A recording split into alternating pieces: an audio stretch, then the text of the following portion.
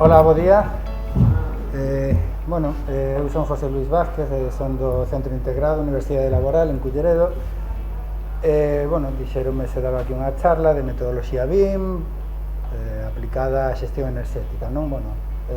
Como non sabía que tipo de auditorio íbamos ter, primeiro hai que saber un pouco que é metodoloxía BIM, pero tampouco quero caer en contar o que conta sempre todo o mundo, non? Entón, eu non sei cantos de vos estáis afeitos a saber que é a metodoloxía BIM, porque senón teño que pasar por esa parte, non? Inicial.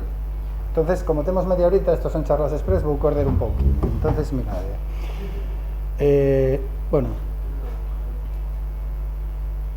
Esta metodoloxía BIM é unha forma de traballar, non? Unha forma de desenvolver proxectos. Aquí, isto é un estudo que fixo Harvard, polos distintos sectores hai uns máis digitalizados que outros. Por exemplo, a agricultura e a construcción son os menos digitalizados. Por lo tanto, a metodoloxía BIM é a que contribúe a esa digitalización, non? Deses entornos. Aquí hai unha definición de metodoloxía BIM, de entre moitas que hai, non? É unha metodoloxía de traballo colaborativo que xestiona todo o ciclo de vida dun proxecto, desde a concepción hasta a súa retirada. É dicir, xa non pensamos nun proxecto como ese proxecto simplemente para executar a obra, senón é un proxecto tamén para a explotación do activo que se chama, non? Porque é a fase máis longa que ten un proxecto. Mellor estamos 2 anos, 3 anos, 5 anos construindo unha obra, pero a explotación é para 50 anos ou máis. Entón, o que se pretende coa metodoloxía BIM é que ese mantemento teña lugar de forma real, pero tamén de forma virtual, é dicir, que nos podamos ter, por exemplo, equipamentos, caldeiras, bombas de calor, enfriadoras, o que teñamos, pensando un pouco en enerxía e en clima, que podamos meter aí que mantementos se están a facer, alarmas de cando lle toca un mantemento e todo eso, pero nun modelo virtual, non? Temos, aquí cousas da implantación BIM en España, isto é moi xeral, vou non saltar, despois supoño que a presentación quedará por aí, pero é un pouco como está o tema da implantación BIM. En principio isto iba a ser obligatorio para a licitación pública no ano 2018 e para infraestructuras no ano 2019, pero a cousa non foi adiante. É verdade que sí que hai licitacións públicas que piden en BIM, pero normalmente é algo que puntúa extra, non? Que hasta ahora non están obligando a facer os traballos en BIM. Isto, é moi típico este esquema, é un pouco onde estamos, non? Porque sempre que a min pasame moitas veces que hai alguén que fixe un curso de 3 Studio Max, por exemplo, fai 15 anos e dice, pero eso xa facía eu animaba en 3D edificios. Non é o mesmo. É dicir, aquí vemos, por exemplo, como se desenvolven os proxectos e os diferentes niveles de madurez, non? Según este libro de Ixas. Entonces, hasta aquí era AutoCAD, Word, facíamos así as memorias e tal. Aquí había unha fase de nivel 1 que lle chaman 2D. Esta fase realmente non é BIM. E non é BIM porque sí que hai 3D e 2D, pero non son modelos federados. Agora veremos o que son modelos federados. A partir de aí, o nivel 2 xa é BIM. Vale, isto son as etapas de digitalización. Entonces, aquí xa empezamos co BIM. Son modelos de información federados e teñen un centro de datos común. Vale, isto é para que poda ser colaborativo. Tenemos un sitio onde hai un modelo central e todos as diferentes disciplinas, as enxeñerías, instaladoras e demais, traballan contra ese modelo central. Vale, e se queda alguna dúda, despois intentamos pulila. E despois está o iBIM, que lle chaman que xa é cando é en tempo real. É dicir, estamos todos traballando e o mellor temos que poñer que cada día, a mediodía e pola noite, actualizamos o modelo, o de estructuras, o arquitectura e climatización, van facendo as súas actualizacións do modelo. Entón, o BIM Manager ou quen controla o proxecto ou incluso os das distintas especialidades podemos ver que é o que fixeron. Entón, eu podo ver que o de estructura meteume un pilar que me toca cos conductos de clima. Entón, non queda outra que baixar os conductos de clima ou desplazarlos, ese tipo de coordinación de obra, non? Entón, realmente o que estamos é construindo virtualmente o que despois vamos facer físicamente. Estos son como vamos mal de tempo, o sea, como dura media hora, eu teño aquí moita máis información. Aquí podemos ver que é un modelo BIM, non? Entonces, un modelo BIM, por exemplo, isto é unha imaxe de Revit, que é un dos máis populares, das plataformas BIM máis populares. Entón, é un modelo virtual. Chamanlle plataformas BIM o software de modelado, vale? Hai varias, despois en enerxía xa toco cada unha delas. Que facemos? Nos modelamos aquí un edificio e obtemos vistas e planos, visualizacións e medicións. Eso xa de entrada só polo feito de modelar un edificio. vale? Despois depende do alcance do que queramos meter. Entón, o que facemos é meter datos, e metemos dos tipos de datos, información gráfica e non gráfica. A gráfica, evidentemente, sabemos cal é, e a non gráfica é, pois, por exemplo, fabricante de unha ventana, transmitancia térmica do vidrio, transmitancia térmica do marco, etcétera, etcétera, etcétera. Cantos parámetros desexemos, incluso podemos programar parámetros, é dicir, todo depende do nivel de madurez que teña quen está a desenvolver eso, non? E iso faise a medida de, pois, metendo parámetros, e despois hai, bueno, uns sistemas de clasificación e nomenclaturas, porque isto son archivos que teñen que ter unha interoperabilidade, é dicir, que se, por exemplo, alguén fai cun software o cálculo de estruturas, que se poda pasar a un arquivo de intercambio para metelo no meu modelo e xuntalos e ver esa estructura como funciona como un modelo arquitectónico ou enerxético ou o que sea, non? E despois temos outra serie de tecnoloxías, o CDE, comunicación, o Centro Común de Datos, e como deben ser as comunicacións, porque aquí o que se pretende é que en grandes proxectos se deixe unha trazabilidade de todas as comunicacións e incidencias que houve no proxecto. Entonces, isto vai haber un espacio, un servidor, na nube, vale? Autodesk, por exemplo, ten o seu, cada fabricante ten o seu, pero, bueno, teñen os seus inconvenientes. Entón, aí vamos registrando todo e vamos deixando todas as versións dos arquivos, e eso é algo que se vai manter ao longo da explotación do edificio tamén.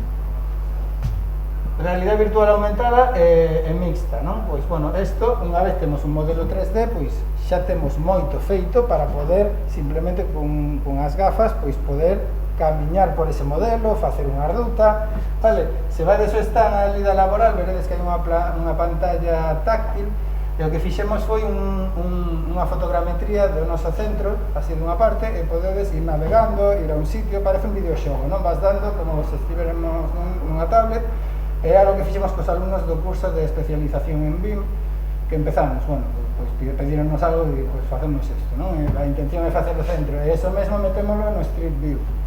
De aí podemos sacar nubes de puntos para despois facer modelos, par de formas, para moitas cousas, non?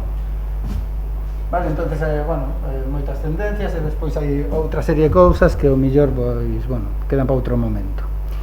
Entón, aquí, pensando en edificios, hai disciplinas, e as disciplinas son arquitectura, estructura, MEP e coordinación. Esta disciplina MEP é mecánica, electricidade e fontanería. É dicir, cando escoitedes instalaciones mecánicas, fai referencia a protección contra incendios, a voz de datos, a electricidade, a climatización, a ventilación, a calefacción. Esas son instalacións mecánicas, non? Entón, todas esas podense modelar nesa disciplina. E despois, bueno, estas son para a obra civil, non? O topografía de trazados, estruturas e drenaxes. Entón, hai isto que lle chaman as dimensións BIM, vale? Cando busquedes algo de BIM, isto é o primeiro que vai aparecer, porque, bueno, o que conta todo o mundo. Entón, isto non é algo novo, realmente isto xa se estaba facendo, pero de outra maneira. A intención aquí que se faga con un único modelo. Entonces temos 2D, 3D, evidentemente xeométrica, non? Tamén hai quen di que hai a 1D, que é a concepción arquitectónica do que queremos. 2D, 3D é a xeométrica, é o modelado puro e duro que temos que facer. 4D o tempo. Podemos coller, por exemplo, con Microsoft Project, con Presto, con algún, facer o GAN da obra, a planificación da obra, en cada fase asociala á fase do modelo, co cal podemos ir ao mes 3 e vemos pois que está o mellor, pois todo o desmonte, está a cementación medio facer. Vamos ao mes 8 e xa está pois a estrutura feita, xa empezan os pechamentos. Quero dicir, esa planificación de obra asociala de maneira que fagamos unha película, non? Este é o presuposto, 5D. Vale, pois Arquímedes ou Presto, que son así os máis populares, conectan a través de uns plugins, conectan con Revit e con calquera aplicación. Ambiental é da que, bueno, estamos aquí un pouco pois enerxética. Podemos facer desde un cálculo de cargas térmicas, que é estático, a facer un cálculo, unha simulación enerxética que é dinámica, non? Que podemos dicir, pois eu quero unha simulación, a ver, do escenario de primavera.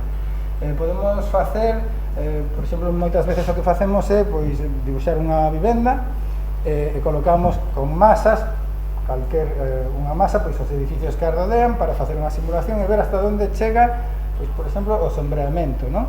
Entón, aí decides, pois, podo subir esa ventana porque non vai estar dando ya sombra todo o ano, quero dicir, podes tomar moitas decisións desas da fase de deseño porque clavache a sombra. 7D é mantemento, pero mantemento un pouco máis extendido, non? Coa tendencia esta dos últimos anos de facility management, o sea, é desde o mantemento, que tal cual o coñecemos, se algún de vos estudia cousas de mantemento, se dedica a isto, ou incluso poñer, pois, podemos poñer parámetros de frecuencias de limpeza dunhas fiestras para que entre máis radiación, podemos, bueno, podense facer moitas cousas, non? Todo depende do que se queira. Isto, a día de hoxe, moitas empresas teñen programas de xestión de mantemento asistido por ordenador, e o que se fai, algunhas delas, pois podense vincular a un modelo para que, bueno, vaya pasando os datos que nos metemos no modelo, que vaya pasando, pois, a base de datos. Entón, por exemplo, facemos un cambio de caldeira. Estou pensando xa non no proxecto, na fase de explotación. Facemos un cambio dunha caldeira grande. Eso hai no que modificar no proxecto. É dicir, ten que quedar registrado cando se cambiou esa caldeira e que rendemento tiña, porque pois, fixose un análisis de combustión, meteuse ese rendemento, etcétera, etcétera, non? Entonces todo eso vai registrando ao cabo dos anos, cousa que non pasaba, cousa que se agora vamos nos na laboral, por exemplo, que un edificio pois do ano 60 ou 50 e pico, non?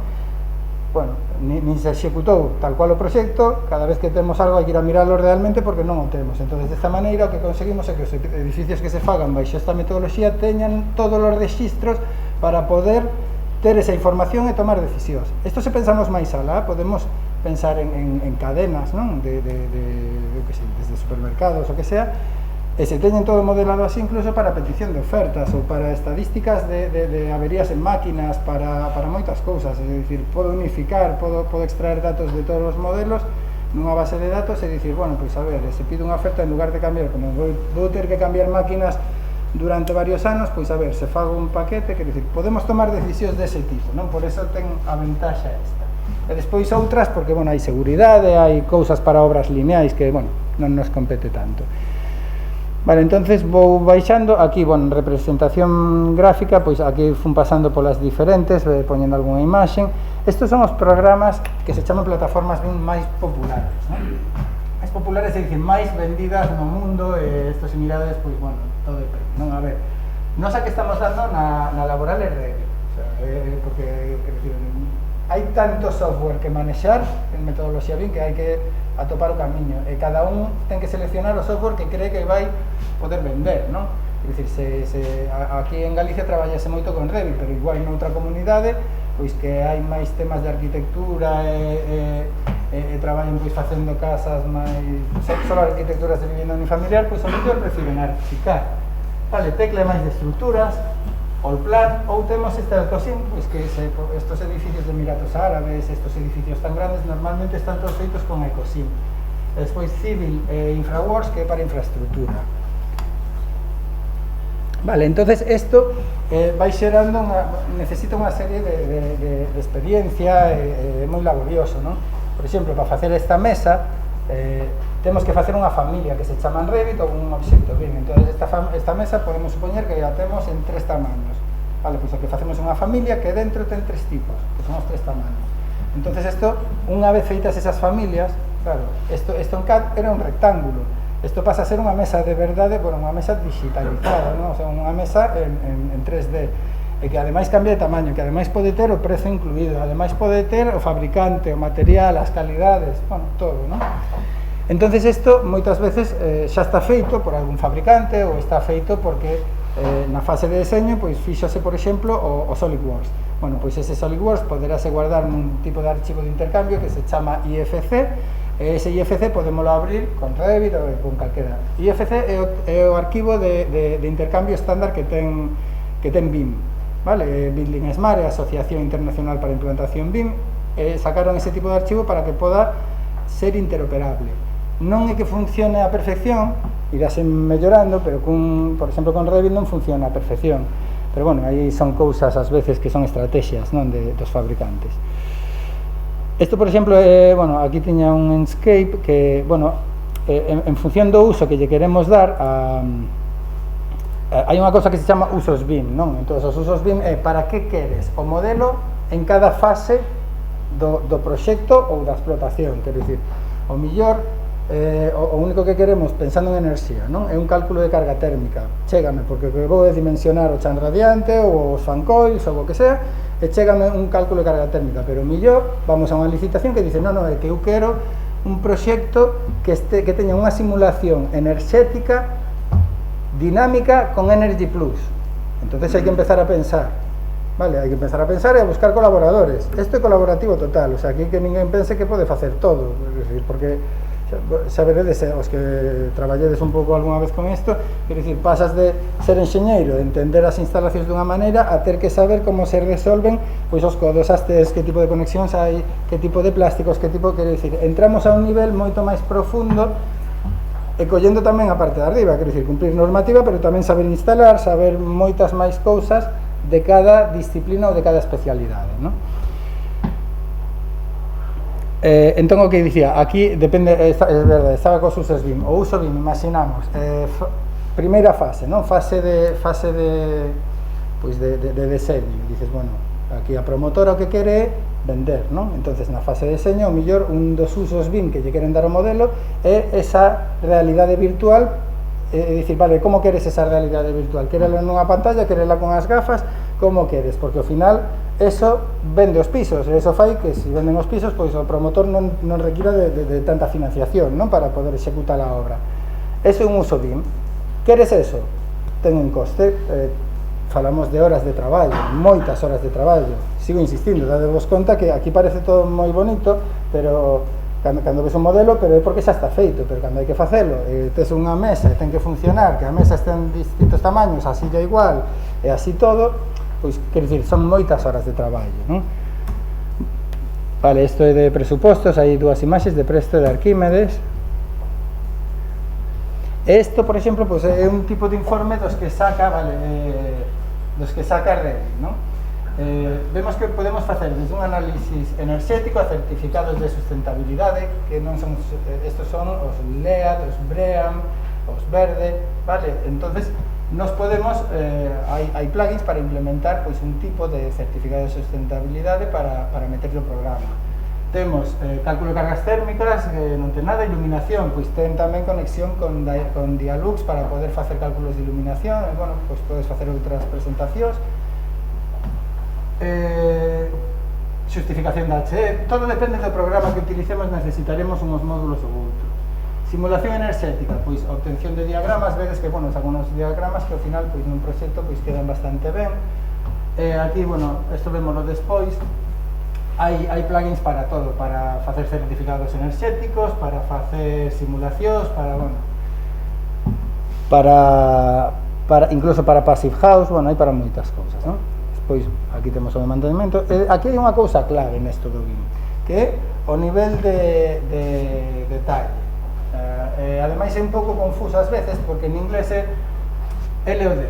LOD quere dicir nivel, vedes que hai nivel de detalle, nivel de desarrollo, pero tamén hai nivel de definición que engloba os dos, vale? Entonces, isto é unha cousa que está moi ben ter clara, porque un LOD 100 é un boceto, por dicir de alguma maneira, vale? Eu collo, dibuxo os muros, fago un modelo, nada, non me leva nin 2 horas facer un modelo sinxelo, pero non ten nada, non ten case información. LOD 200, bueno, xa é un modelo un pouco máis complexo, xa hai patinillos, xa vexo onde está o cuarto de instalación, xa está medio distribuído. LOD 300, bueno, xa empeza a ser unha arquitectura máis coherente, e 350 é o que está recoñecido e aceptado para proxectos de arquitectura. A partir de aí, cara adiante, falamos prácticamente de fabricación, que dicir, para cousas de modelado de instalacións vaísenos. Entón, alguén que vexa nun proxecto que están pedindo nunha obra un LOD 500, o que o pediu non ten nin idea do que está a pedir, porque está pedindo que definamos os planos e todo para fabricar, é dicir, a carpintería da ventana para fabricala. Eso non é necesario. Ademais de cargar o modelo de peso, van ser modelos moi pesados, e o que vamos conseguir é que sea un Cristo traballar con ese modelo, non? Porque estamos ya metendo demasiada información.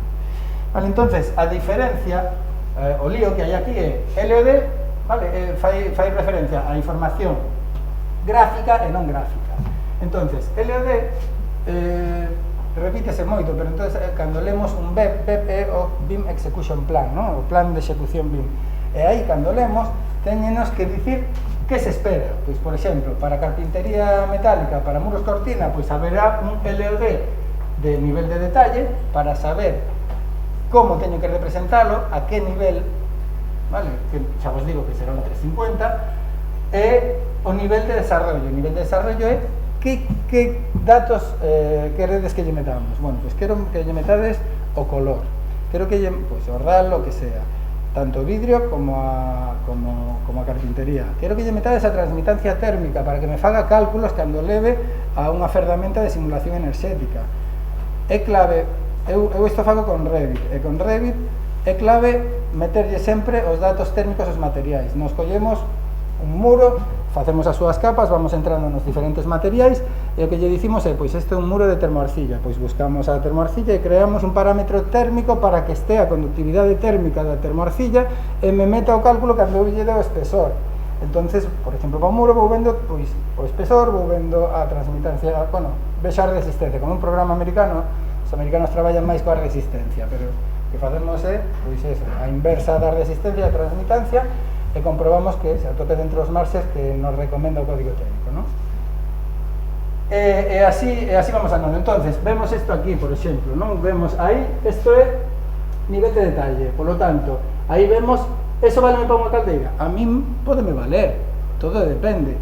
Realmente teño que facer así unha caldeira? Non, porque non a vou fabricar, eu vou a colocar nunha sala de caldeiras. Logo, a min valerame así, a min valeríame así. Aquí estou vendo o corpo da caldeira, o queimador, estou vendo o espacio de mantemento que teño que deixar. O espacio de mantemento é moi útil, porque incluso cando federar modelos quere dicir nunha aplicación meter arquitectura, estructura todas as especialidades que consideremos e comprobar se colisionan en algún punto. E así sacamos un informe de colisións. É dicir, aquí está chocando o conduto coa estrutura. Entonces, eso sácase no informe de colisións e hai un responsable que o que ten que facer é modificar o proxecto para que non choque. Entonces, cando vamos á obra, tes o espárdago xa cortado a medida, incluso podes ter o conducto xa feito e levalo feito sen ter que levar pois unha cuadrilla a que fagan os conductos, porque xa o tes preparado, porque xa o comprobaches todo. Vale, eso estás a facer, Despois, aquí, no nivel de desarrollo, bueno, fijadevos, LO de 100, e fijadevos a silla que ten mellor pinta que a LO de 300, pero que o nivel de desarrollo hai que miralo aquí, na información que lle estamos metendo. Vale, entonces, un é gráfico e outro non é gráfico. Vale, entonces, despois, así, como anécdota, o tempo que leva modelar un LO de 100 a un 200 é o doble. É dicir, un traballo que me iba a levar unha hora en LO de 100, en 200 levame dúas. Aquí levame o millor entre 4 e 6. Aquí cada vez vai subindo o tempo que lle teño que dedicar. Entón, líos que pode haber, que che pidan algo en el de 400, non sabes o que é, dices, eu fixe un curso de modelar, fago cho, sí, pero el de 400 hai que chegar, Vale, que as exigencias e o tempo que fai falta, pois é moito maior. Aquí, por exemplo, isto saquei no de Francia, porque en Francia o que fan é comparalo coas fases do proxecto, e iso gustoume moito. Vámoslo ver noutra, mellor, que é máis gráfica. Aquí dice, isto é en francés, pero é o LOD100, ¿no?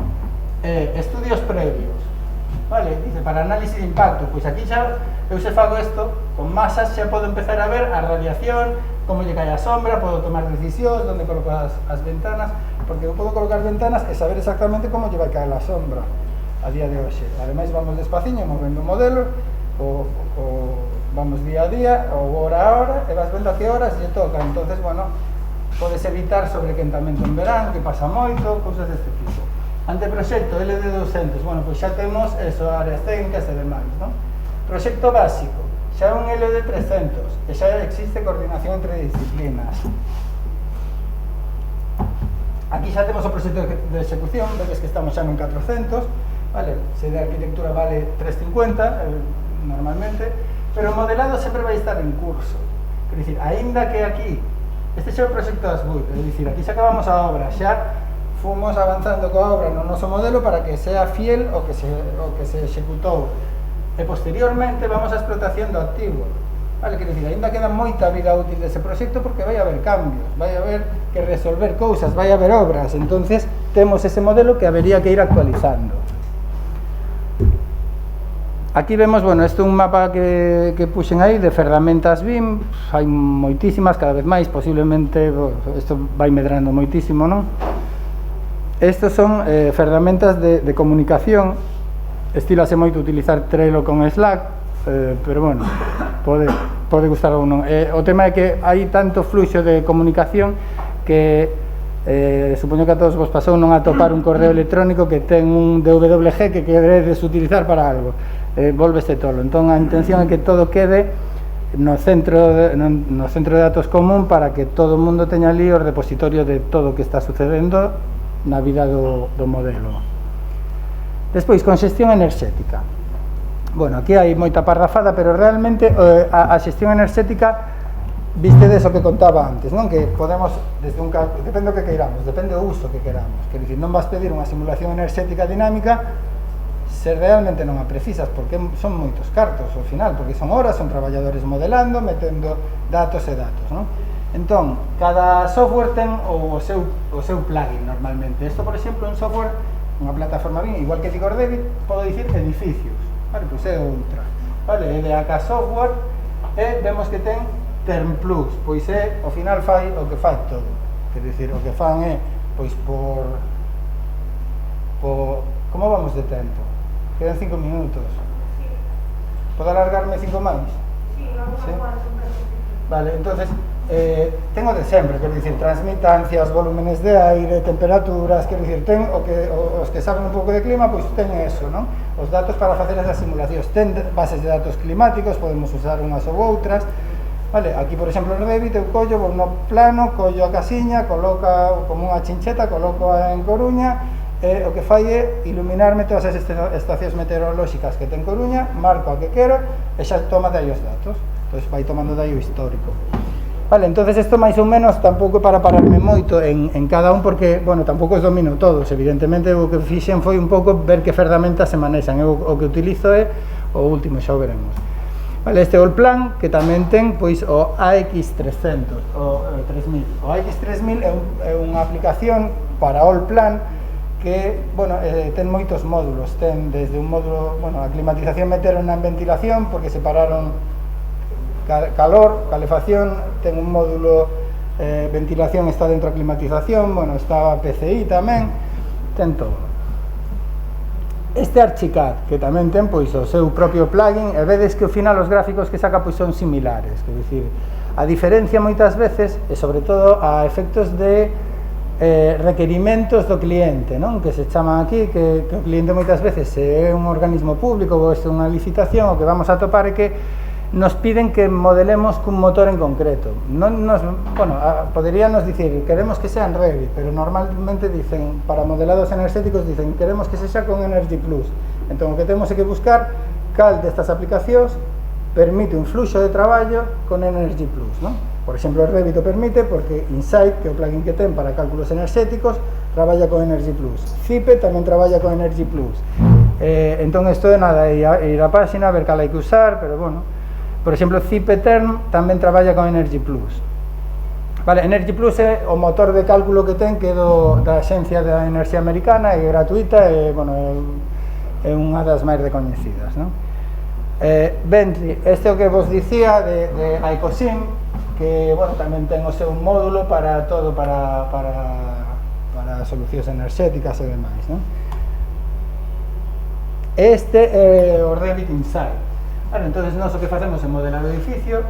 Unha vez temos o edificio modelado, incluso non estaría de más ás veces facer unha versión máis sinxela, porque os edificios, ao final, se intentamos facer a simulación enerxética do edificio con absolutamente todo, complicamos a vida ao programa. Entonces, aquí pídese moito a simplificación, non? De superficies, de espazos, de mobiliario. Entón, aquí, o que se fixo unha vez, quer dizer, se faz o cálculo de cargas térmicas, sale e listo. Xa temos un cálculo de cargas térmicas, se danos a potencia por metro cuadrado, danos un montón de datos que queramos. Pero aquí, eso é o estático. Se queremos dinámico, temos que crear un modelo enerxético. Entonces, creas un modelo enerxético, e cando lle damos a calcular, mando a nube de Autodesk. de Autodesk que están nos servidores de Amazon. Entón, calcula ali e podemos acceder vía web, cheganos unha mensaxe de correo electrónico que xa está o modelo avaliado. Entonces aquí configuramos isto é Insight, isto é web, e aquí podemos meterlle pois o prezo da enerxía e demais para sacar un montón de gráficos. E despois vedes estas caixiñas, cada unha destas dá a volta, non? Aquí dá unha información e se dá a volta sacanos un gráfico de donde marca o estado no que se atopa o noso modelo e o posible empeoramento e mellora.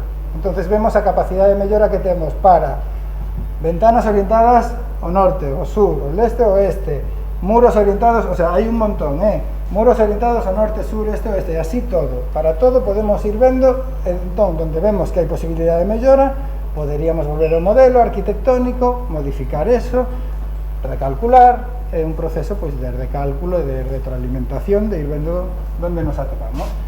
Vale, isto un pouco a vista que se ve do modelo, que aí veíase pequena, pois aquí vedes un pouco como se ve, que ao final non deixan de ser superficies exteriores e algún interior, pero tampouco hai que detallar demasiado, porque senón levalle moito tempo. Ui.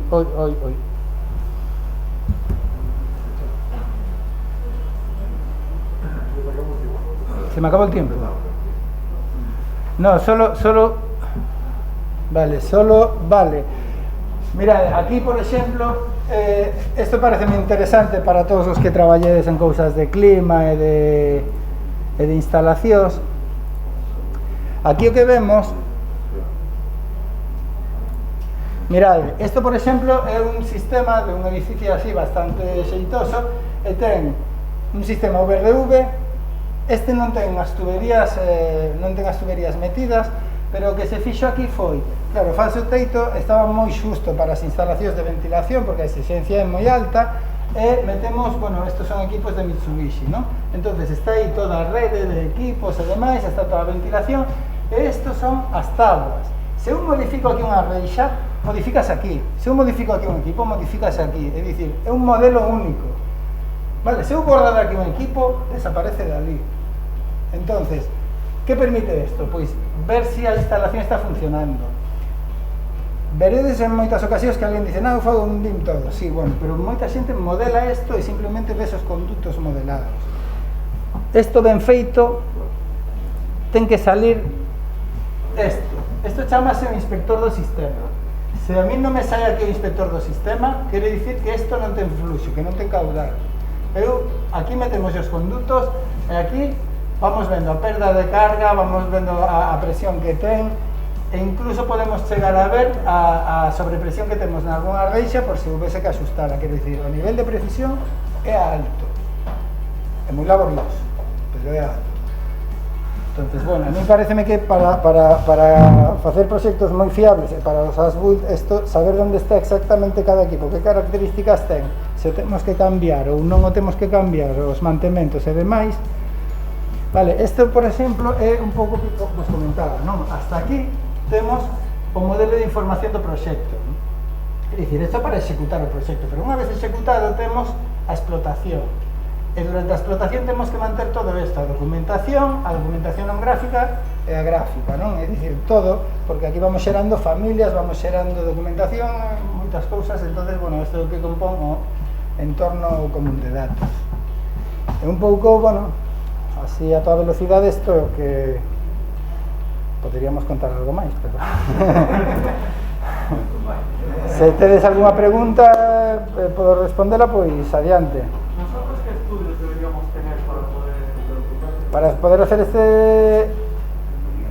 Tienes que mirarlo, pero yo creo que hay que ser de la familia profesional o de construcción y obra civil, o instalación y mantenimiento, electricidad y energía y agua. Yo creo que esas son las que entran aquí. Tienes que mirarlo o hacer la consulta. Ahora no me lo sé de memoria. ¿Algo más? Pues muchas gracias.